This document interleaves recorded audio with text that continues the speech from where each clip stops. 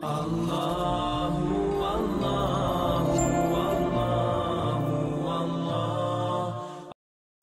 5 menit saja ke depan berpikir, merenungi apa yang saya sampaikan. Teman-teman sekalian, kita ini sebagai orang beriman tahu dunia ini akan dilaluin. Kita tidak akan berlama-lama di sini. Jangan sampai dunia ini menjadi target utama. Berantem gara-gara tanah, berebutan karena warisan, berebutan karena jabatan, kadang-kadang berebutan hanya karena masalah pasangan hidup. Untuk apa? Untuk apa teman-teman sekalian? Dunia ini mungkin di mata antum kelihatan besar kalau dekat.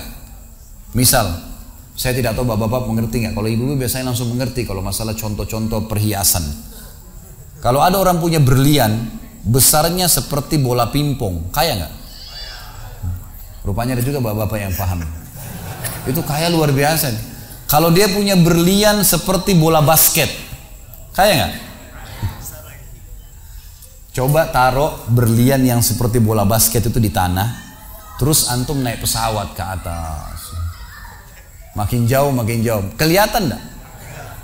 Orang yang perebutkan tanah 1000 kali 1000 meter, 1 hektar, berapa hektar, tumpah-tumpahan darah. Padahal kalau dia naik pesawat hilang semua tuh. Mobil mewah, bangga-banggaan dengan mereknya. Kalau kita di atas pesawat kayak gentong-gentong lagi jalan. Cuma hiasan dunia. Apa yang mau dikejar? Gitu kan? Seorang mukmin tahu dunia hanya fasilitas saja untuk mengejar akhirat. Akhirat yang abadi teman-teman. Akhirat yang abadi, kejar di sana. Walad darul akhiratul lahiyal hayawan, kata Allah. Darul akhirah, tempat akhirat adalah kehidupan yang abadi. Di akhirat kata Nabi SAW, kalau seorang mukmin masuk ke dalam surga, tidak ada capek, nggak ada gangguan orang, nggak ada sedih, nggak ada penyakit, nggak ada buang air besar, nggak ada buang air kecil. Makanan dan minuman yang dimakan ahli surga yang tidak dibutuhkan oleh tubuhnya akan keluar dalam bentuk keringat yang lebih wangi dari bau kasturi. Nggak ada lagi masa tua, nggak ada masa anak-anak. Semuanya berumur 33 tahun dan semua laki-laki akan kembali kepada poster ayahnya Adam 60 siku ke langit 27,5 meter. Dan semua perempuan kembali kepada poster ibunya Hawa 40 siku ke langit 17,5 meter. Nggak lebih ya daripada itu, dan nggak pendek nggak tinggi. Jadi teman-teman yang pendek nggak usah khawatir. Ini cuma dunia. Sampai orang beriman pun tahu kalau ada orang lahir dalam kondisi fisiknya luar biasa, matanya buta, telinganya tuli, tangannya, kakinya semua putus, gitu kan? Itu tetap bagi orang beriman punya nilai. Karena itu cuma dunia. Begitu dia meninggal, jasadnya akan dimakan oleh tanah. Sebagaimana sabda Nabi SAW, semua jasad kalian akan dimakan oleh tanah kecuali tulang ekor kalian yang darinya Allah akan tumbuhkan kalian. Di akhirat ditumbuhkan jasad yang baru. Itu yang akan hidup bersama kita di surga atau di neraka, gitu kan? Jadi ini cuma dunia sebentar. Untuk apa dikejar, teman-teman sekalian? Ingat, Nabi SAW pernah keluar dalam hadis Bukhari dari masjid beliau, kemudian beliau menggambar kotak. Lalu beliau mengatakan, inilah kotak kehidupan manusia. Seperti meja ini misalnya, inilah kotak kehidupan manusia. Lalu Nabi SAW menggaris dari luar kotak, di bawah kaki beliau, digaris, dilewatin kotak ini sampai melewati kotak tengah, di depan, panjang. Lalu kata Nabi SAW, ini angan-angan manusia. Ini angan-angannya. Angan-angannya melampaui kehidupannya. Lebih 500 tahun ke depan, padahal umurnya cuma 60-70. Lalu Nabi SAW menarik dengan tongkatnya dengan keras dari sisi kanan garis kotak, digaris dengan keras sampai terbongkar tanah itu, digaris dan memutus garis tengah itu. Lalu beliau mengatakan, dan ini kematian yang akan datang memutus angan-angannya. Di Jakarta kemarin teman-teman sekalian, ini bukan nakut-nakutin, tapi di Jakarta kemarin begitu. Ada orang keluar dari mall, kisah nyata, bawa kresek banyak sekali, habis belanja buat keluarganya. Mobilnya Masya Allah mewah luar biasa, super lux, paling mahal. Parkir, begitu melihat tukang parkir, yarhamkallah, tukang parkirnya sangat senang nih, karena ini orang kaya, pasti kasih tip yang banyak gitu.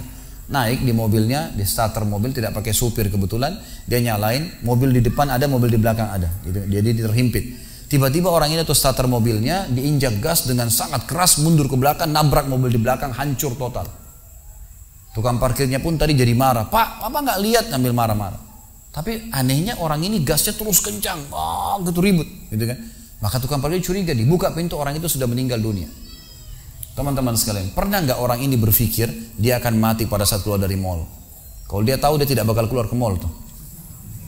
Di depan mata saya pernah ada orang meninggal di rumah sakit ayah saya. Kebetulan di Makassar beliau punya rumah sakit dan itu di pinggir jalan raya. Sore hari subhanallah ada anak muda. Saya pas lagi di teras lantai 2 rumah ayah saya itu kelihatan jalan raya. Jadi kelihatan orang kejadian ini.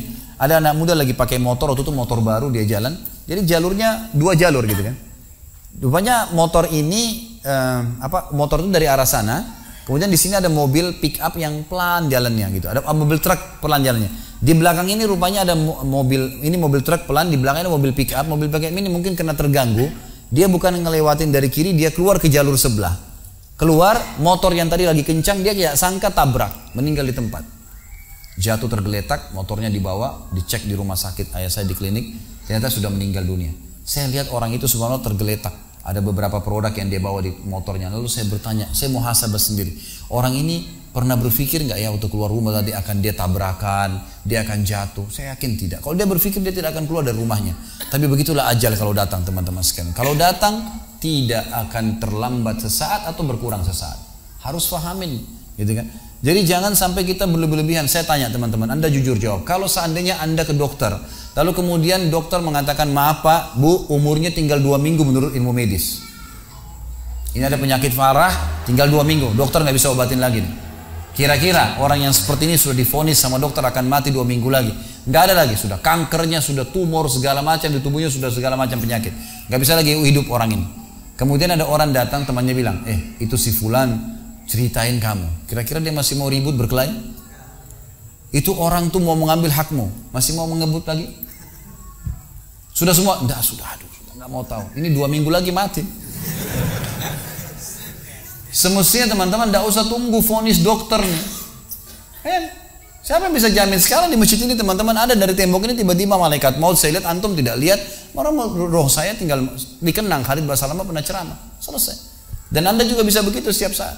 Bagaimana orang bisa tenang nih dalam kemaksiatan kepada Allah sementara setiap saat malaikat maut bisa datang jemput dia dan ada hisab semuanya. Ini bahaya sekali. Baik, saya pernah mengadakan pelatihan teman-teman sekalian di masjid yang besar. Masya Allah mungkin seperti ini malah lebih besar. Lantai 2 juga seperti ini dan penuh. Di lantai 2 itu ada banyak ibu-ibu akhwatnya. Saya bicara masalah kematian selama 2 jam materi lengkap.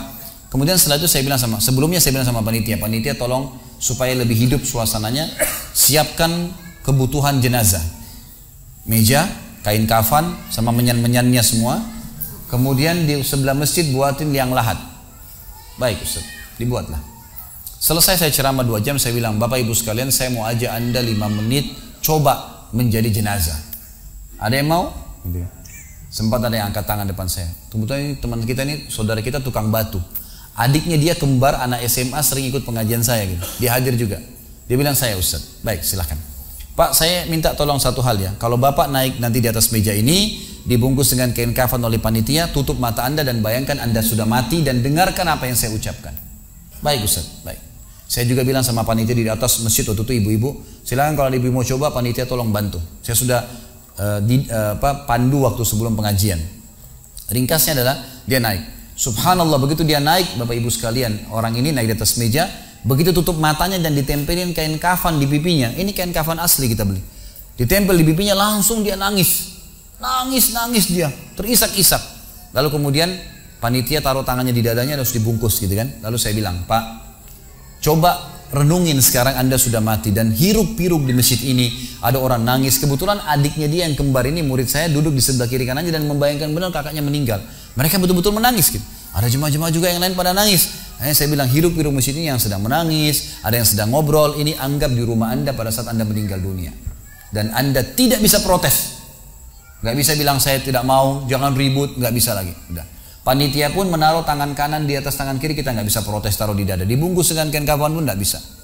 Baik, Pak, bayangkan semua peluang amal saleh yang semestinya Anda bisa kerjakan, sholat malam, sedekah bakti dengan orang tua, baca Quran, sholat berjamaah, yang Anda sia-siakan dan Anda menyesal kenapa tidak kerjakan sekarang. Dan bayangkan semua peluang dosa yang Anda tidak sia-siakan. Kesempatan zina, berzina, kesempatan dusta-dusta, kesempatan riba-riba, semua dikerjakan. Dan Anda tidak sempat taubat dan Allah akan hukum Anda sekarang. Itu Bapak Ibu sekalian, saya tidak karang-karang dia sampai nangis-nangis Bapak ini. Terus dia nangis. Lalu saya bilang, tolong panitia datangkan geranda jenazah. Datangkan. Baik Pak, sebentar lagi kami akan angkat badan Anda di geranda ini dan kami akan bawa Anda ke liang lahat sebelah masjid. Diangkatlah dia. Saya bilang, Pak, renungin, resapi tubuh Anda kesentuh dengan geranda ini. Gitu kan. Ditutuplah lalu dipikul. Lalu saya pandu pakai mic, saya bilang, Pak, inilah detik-detik terakhir Anda bersama kami. Terus sesalin perbuatan-perbuatan dosa Anda pernah lakukan, peluang-peluang ibadah Anda sia-siakan. Sampai tiba di luar masjid, saya turun ke liang lahat, saya buatin sendiri tanah, kemudian saya buatin gubernur, lalu diturunkan dia. Setelah diturunkan, saya suruh tutup matanya, kemudian ditutup dengan kain. Saya keluar, lalu saya pakai mic, saya bilang, Pak, buka matanya. Inilah rumah Anda sekarang. Walaupun rumah Anda 1000 kali 1000 meter di dunia, kembali ke 1 kali 2 meter. Ini tempat Anda sekarang. Dan sebentar lagi malaikat akan datang menanyakan kepada Anda pertanyaan-pertanyaan yang Anda sudah tahu. Selesai. Berapa mungkin sekitar hitungan detik. Ini semua proses kurang dari 5 menit teman-teman sekalian. Lalu saya bilang, buka. Dibuka kain tersebut. Lalu saya bilang, teman panitia bantu Bapak ini keluar. Keluar dia. Waktu dia keluar dari kuburan liang lahat itu teman-teman, sempoyongan. Kayak orang yang sudah pusing gitu. Keluar. Kemudian saya bawa ke masjid. Saya pegang tangannya masuk ke masjid. Duduk. Lalu saya kasih mic. Pak, tolong ceritakan pengalamannya kepada jemaah jadi jenazah 5 menit. Itu dia pegang mic, gemetaran. Ustaz, saya tobat. Saya durhaka sama orang tua, saya nggak sholat, saya begini. Ini dia lupain, ada ribuan jemaah depannya nih. Dia nangis-nangis, sebutin semua kesalahannya. Semua pada banyak ikut nangis. Dia kayak orang ketakutan betul, gitu kan? Baik, selesai. Saya panggil siapa lagi yang mau coba? 2, 3, 4 orang. Rata-rata semua begitu keadaannya, gitu kan? Alhamdulillah mereka sadar seketika pada saat itu. Lalu kemudian saya bilang penutupan. Ada bahkan ibu-ibu yang coba di atas pingsan, ibu itu. Kita bukan nakut-nakutin, tapi memang saya praktekin. Lalu saya bilang begini, Bapak Ibu sekalian, sebagai penutup acara saya bilang pada saat itu, bahwasanya ini hanya praktek jadi jenazah. Tapi ini ya akan datang satu waktu Anda dibungkus kain kafan tidak bisa kembali lagi. Sekarang masih bisa kembali beramal soleh. Dan ini pernah diperingatkan oleh Hasan Basri rahimahullah. Beliau pernah ngantar jenazah diikuti oleh seseorang. Lalu Hasan Basri tanya, wahai fulan, kalau seandainya jenazah ini tiba-tiba hidup sekarang, apa yang dia kerjakan? Kata orang ini, tentu dia akan sholat, dia akan puasa, dia akan ngaji, dia akan kerjakan ibadah-ibadah. Kata Hasan Basri, kenapa? Dia bilang karena dia sudah mati, dia tahu nilainya ibadah itu. Kata Hasan Basri, yang kau ucapkan benar, tapi yang di depan matamu ini tidak bisa hidup lagi. Kamu sekarang masih hidup, kerjakan seperti dia kalau dia hidup. Jangan tunggu itu, gitu kan? Ingat teman-teman, pujian teman, ancaman teman, atau orang sekitar kita, hanya sepanjang lidahnya.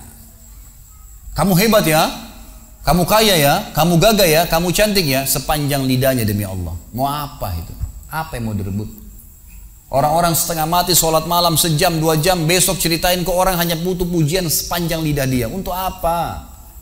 Teman-teman yang suka riak nih, saya ajarin caranya gampang. Ada caranya gampang. Kalau Anda besok pagi mau cerita kepada teman-teman Anda di kantor atau tempat, saya sholat tadi malam, sholat malam, gak usah tunggu besok pagi setengah mati, ngantuk-ngantuk nanti malam bangun. Jam 2 malam sebentar, datangin rumah teman yang jadi target, ketok pintunya, nih saya mau sholat, lihat ya. Selesai, gitu kan. Untuk apa nunggu besok setengah mati, gitu kan.